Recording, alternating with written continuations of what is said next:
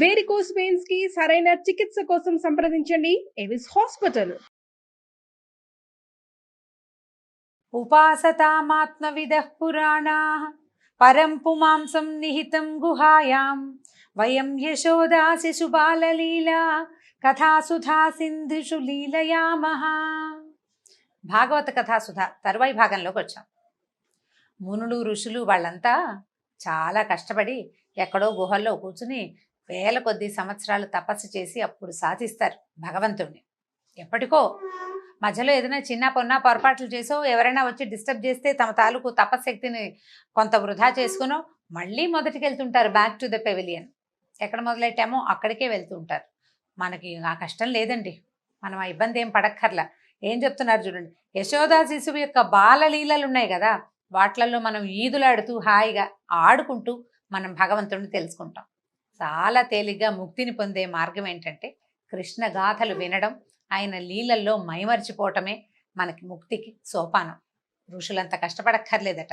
లీలాసుకులు ఎంత కరుణతోటో మనకి శ్లోకం తెలియజేశారు.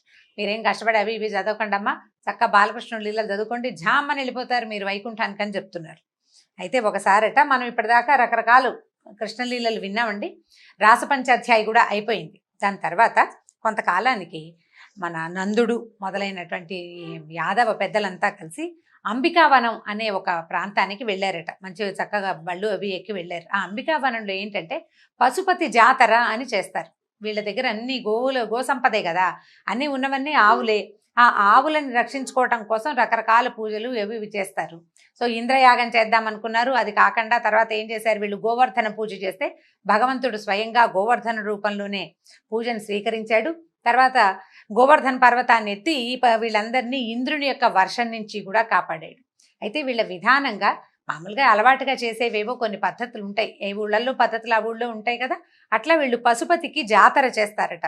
ఎడ్ల బళ్ళు వేసుకుని అందరూ కలిసి వెళ్ళి అంబికావనం అని ఒక వనం ఉందట, అక్కడికి వెళ్తారు. వెళ్తే అక్కడ సరస్వతి నది ఉంది.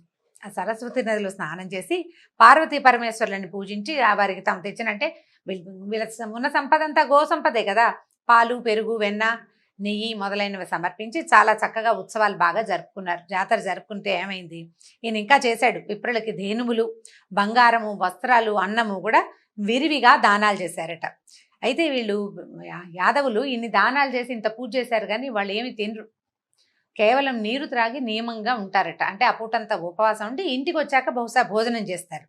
అయితే ఏమైంది, ఈయన సరస్వతి నదిలో స్నానం చేసి వ్యవహారం అంతా పూజ గీజ అయిన తర్వాత ఈ దానాలు అవి అయినాక వాసుదేవుడు కాదు రిపీట్ నాన్న చూసుకోండి, నందుడు ఒకచోట విశ్రాంతిగా కూర్చునేసరికల్లా మెల్లిగా నిద్ర పట్టేసింది ఆయనకి. చెట్టును అనుకుని కూర్చున్నాడు. మనం నిరాహారంగా ఉండి ఇంత శ్రమ పడితే కాస్త నిస్త్రాన్ని వచ్చి ఆటోమేటిక్గా నిద్ర వస్తుంది, కొంచెం చల్లగాలి తగిలేసరికి.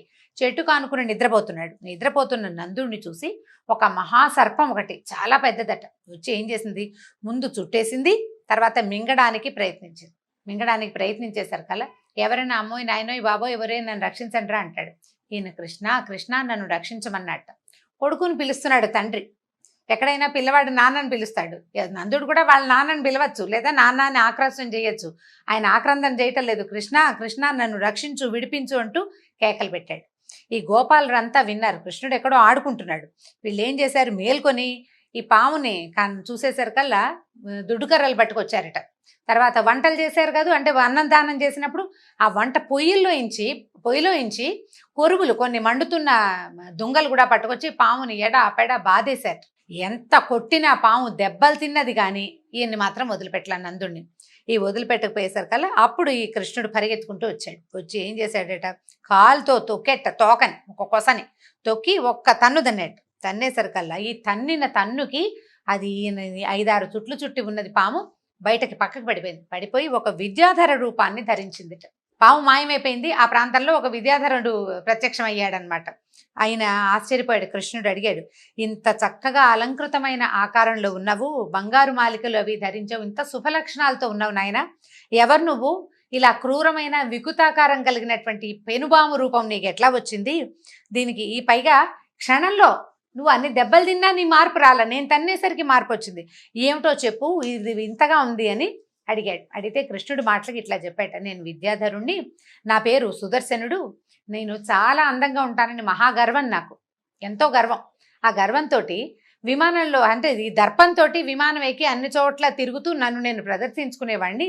ఒకసారి అంగిరసుని సంతతి వారైన కొంతమంది ఋషులు నాకు అంటపడ్డారు. వాళ్ళందరూ తపస్సులు అవి చేసి ఎండిపోయి మనుషులు వికారంగా ఉంటారు. మరి తపశ్శక్తే వాళ్ళ తాలూకు సౌందర్యం. ఇది చూడ్డానికి సుమాత్రం మొదటగా మనం మొదటి లుక్నే మనం తెలుసుకుంటాం కదా, ఫస్ట్ చూడగానే మనకి ఏ భావన కలుగుతుంది, అదే ముఖ్యం. ఈ వికార రూపంగా ఉన్నటువంటి ఋషులను చూసి నేను బాగా నవ్వి వెక్కిరిచ్చాను. దాంతో మీరు నువ్వు సౌందర్య మదంతో ఇట్లా మమ్మల్ని గేల్ చేసావు కాబట్టి పెనుబావువై పడిపోయి ఉండమని వాళ్ళు నన్ను శపించేశారు. అందుకని నేను ఇట్లా పడిపోయాను. అయితే నేను శాపావసానం చెప్పమని బాగా బతిమలాడి అడిగితే ఏం చెప్పారంటే, మానవుల భయాన్ని నివారించడానికి యాదవ వంశంలో విష్ణువు అవతరించబోతాడు. అది ఎప్పటి సంగతో. అతను కాలితోటి తంతాడు నిన్ను, ఆయన కాలి తన్ను తగిలాకే నీకు ఈ రూపం పోతుంది అని చెప్పారు వాళ్ళు. కాబట్టి నిన్ను ధ్యానించిన కమలాక్ష, నీ కథలు విన్నా, నీ నామం కీర్తించిన పాపరాశి ఎంత పెద్ద కుప్పగా ఉన్న పాపాలైనా సరే, ఎంత పెద్ద మోపులు పాపాలు చేసుకున్నా కూడా అవి దగ్ధమైపోతాయి. ఇప్పుడు నువ్వు నా మీద అడుగు వేసావు, నీ అడుగు పడేసరికల్లా నా ప్రాణాలు లేచి వచ్చినాయి నాయన. విప్రశాపం వల్ల వచ్చిన వికృతాకారం క్షణంలో పోయింది. నేటితో నా సర్పజన్మ తొలిగిపోయింది. ఇంకా సెలవు తీసుకుంటానని సుదర్శనుడు విష్ణుమూర్తికి కృష్ణమూర్తికి నమస్కరించి వెళ్ళిపోయాడట.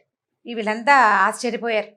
ఈయన తన్నిన తన్నుకి వాడికి రూపం మారిపోయిందే, ఎంత గొప్ప సంగతి అని ఈ దేవతా మహోత్సవం పూర్తయిన తర్వాత ఈయన్ని మెచ్చుకుంటూ, ఈ కృష్ణుడు మనతోటి ఉండటం వల్ల కదా ఇలాంటి విచిత్రాలు, మనం దైవలీలలు, అతిమానుషమైన లీలలు చూడగలుగుతున్నాము అని ఈ యాదవులంతా ఈ పిల్లవాడిని కీర్తిస్తూ ఉన్నారట. ఈయన వ్రతాలు అన్ని ఇక్కడ పూజలు అయిపోయిన తర్వాత చీకటి పడ్డాక అందరూ ఎడ్ల బళ్ళతోటి మళ్ళీ ఇంటికి దారి తీశారు. అయితే ఏమైందట, ఒక వెన్నెల రాత్రి బలరాముడు కృష్ణుడు స్వచ్ఛమైన వస్త్రాలు పూలదండలు ధరించారు, చందనం పూసుకున్నారు. అక్కడి నుంచి ఆ వెన్నెల రోజుల్లో ఈ పువ్వులు బాగా విరిసి ఉంటాయి. వాట్లలో ఉన్న తేనెని ఆస్వాదించిన తుమ్మెదలు జుమ్మని జంకారాలు చేస్తున్నాయట. సాయంకాలం అయ్యేసరికి చూడండి, మనకు కూడా పల్లెటూళ్ళల్లో కొంచెం అంతా సద్దుమణి పొంగని గుయ్యి అని వినపడుతూ ఉంటుంది. మన వాళ్ళు కీచురాళ్ల రోద అంటూ ఉంటారు. కీచురాళ్ళు ఉంటాయి చెరువుల్లోనూ, వాట్లలో అదొక చిన్న పురుగు. అయితే ఏంటంటే, ఇలా విపరీతంగా చెట్లు ఉన్న చోట ఏమవుతుందంటే, ఈ వెన్నెల రోజుల్లో తుమ్మెదలు పగలే, మామూలు రోజుల్లో పగలు తిరుగుతాయి, రాత్రిళ్ళు కూడా తిరుగుతాయి వెన్నెలు ఉన్నప్పుడు. అంత తెరిపిగా ఉంటుంది. ఇళ్ళు వాకిళ్ళు పెద్దగా లేవు, పెద్దగా మేడలు మిద్దెలు లేవు, జనసంచారం ఉన్న సాయంకాలం చీకటి పడేసరికల్లా ఆహారాన్ని తీసుకొని అన్ని విశ్రమించేస్తారు జనం అంతా. కాస్త విహారానికి వచ్చే వాళ్ళే కొంచెం అటు ఇటు తిరుగుతుంటారు. కాస్త వెన్నెట్లో ఇళ్ళ వాకిళ్లలో, తర్వాత యమునా నది తీరాల్లోనూ కూర్చొని కబుర్లు చెప్పుకుంటారు, ఏమైనా ఆటపాటలు ఉంటాయి. తర్వాత ఈ వెన్నెల రోజుల్లో బాగా వీళ్ళు చక్కగా ఉత్సవాలు అవి జరుపుకుంటారు. తుమ్మెదలకి ఏమి అడ్డం లేదు, అవి జంకారాలు చేస్తూ తిరుగుతూ ఉంటాయి. అట్లా ఉంటూ ఉండగా ఏం చేశారట, వీళ్ళు బృందావనంలో గోపసుందరిమణులంతా తమ చుట్టూతా పరివేష్టించి ఉండగా బలరాముడు కృష్ణుడు ఇద్దరు పాటలు పాడుతున్నారట. కృష్ణుడు వేణు వాయిస్తాడు, బలరాముడు పాట పాడతాడనమాట. వీళ్ళిద్దరూ పాటలు పాడుతూ ఉండి ఆనందంగా ఉత్సాహంగా ఉంది వాతావరణం. అక్కడి నుంచి ఇంకా కొంతమంది వీళ్ళ చుట్టూతా ఉన్నవాళ్ళు కాకుండా ఇళ్లల్లో ఉన్న వాళ్ళు కూడా వచ్చేసారు. ఆ పారవస్యంలో మునిగిపోయి ఉన్నారు. ఆ చల్లని ప్రదేశం, నదీ తీరం, వెన్నెల, ఈ బలరామకృష్ణులు పరమాద్భుత సౌందర్యంతో ఉండేటువంటి వాళ్ళ రూపాలు, అద్భుతమైన సంగీతము, అందరూ మైమరిచిపోయి ఉండగా ఏమైందట, హాయిగా ఆడేసుకుంటున్నారు వీళ్ళంతా. ఆ సమయంలో కుబేరుని భటుడైన శంఖచూడు అని అనేవాడు, శంఖచూడు అనే పేరున్నవాడు వీరితో పాటు ఉన్న ఈ గోపకాంతల్ని యోగ బలంతో బలాత్కారంగా పట్టుకుని ఉత్తర దిశకి తీసుకెళ్లిపోయాడట. అప్పుడు వీళ్ళు అరిచి కేకలు పెట్టారు, బలరామ కృష్ణ రామకృష్ణ రక్షించండి అని కేకలు పెట్టారు. స్త్రీలంతా కేకలు పెట్టేసరికి బలరామకృష్ణులు ఇద్దరు వాళ్ళే విన్నారు, వినపడినది పిలుపులు.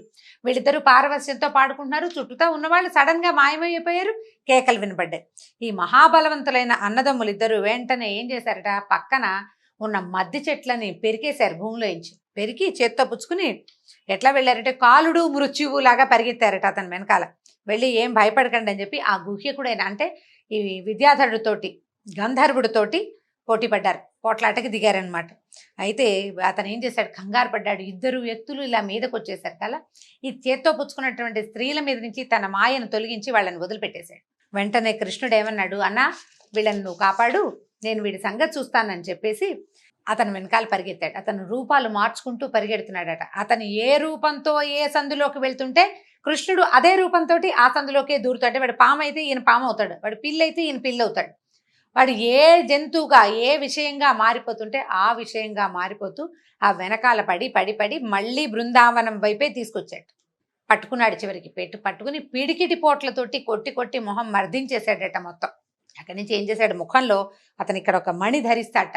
ఈ విద్యాధరులు, యక్షులు, కిన్నరులు వీళ్ళందరికీ శిరోమణి అంటారు, చూడామణి ఇక్కడ ఉంటుంది. ఆ మణిని పట్టుకుని లాగేసి అతను చనిపోయాడు. ఆ మణిని పట్టుకొచ్చి అన్నయ్యకి ఇచ్చాడు. శంఖచూడుని మణి చూడు ఎంత బాగుందో, నువ్వు పెట్టుకోవచ్చు అని చెప్పేసి వాళ్ళ అన్నయ్య చేతికి ఇచ్చాడు. అందరూ ఆశ్చర్యపోయారు, ఈ గోపకాంతలంతా. ఇంత పిల్లవాడు క్షణంలో ఇంత పని చేసేస్తాడని చెప్పుకుంటూ సంతోషంగా ఈ పాటలు పాడుకుంటూ, వీళ్ళు ఏ పాటలు పాడారో ఆ పాటలు పాడుతూ ఇంటికి వెళ్ళిపోయారట. ఈ విధంగా బలరామకృష్ణులు ఎన్నో రకాల విచిత్రమైన కార్యాలు చేస్తూ పెరిగి పెద్దవాళ్ళు అవుతూ ఉన్నారు. తర్వాత ఏ లీలను చూపించారో తరువాయి భాగంలో విందాం. నమస్కారం.